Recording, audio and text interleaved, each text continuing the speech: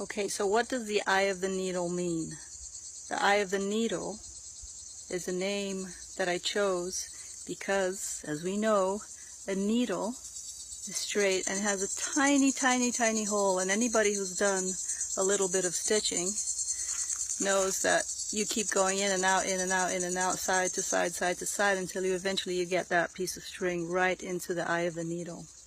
So the eye of the needle is an analogy for the positioning, the illusory positioning of our mind when we sit down to meditate, when we sit down to hone into ourselves, when we sit down to connect with what is unknown. So it's a space, it's a metaphorical space, because actually we're always in that space, we're constantly in the eye of the needle. But to have awareness of being in the eye of the needle is a completely different experience. So in this course, I'm going to teach in one of the modules how to find that spot, and we'll do it together. It's almost like learning how to do a handstand. You try and you fall, or you go too far, or you don't go far enough, and you keep moving back and forth. In this movement, eventually you'll get to the eye of the needle of the handstand.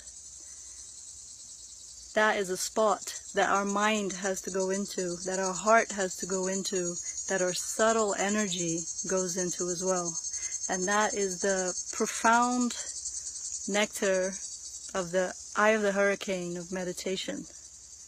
It's a beautiful spot, and contrary to the eye of the needle being super small, the eye of the needle, when you reach it in your mind, in your heart, in your soul, it shows itself to be an infinite space.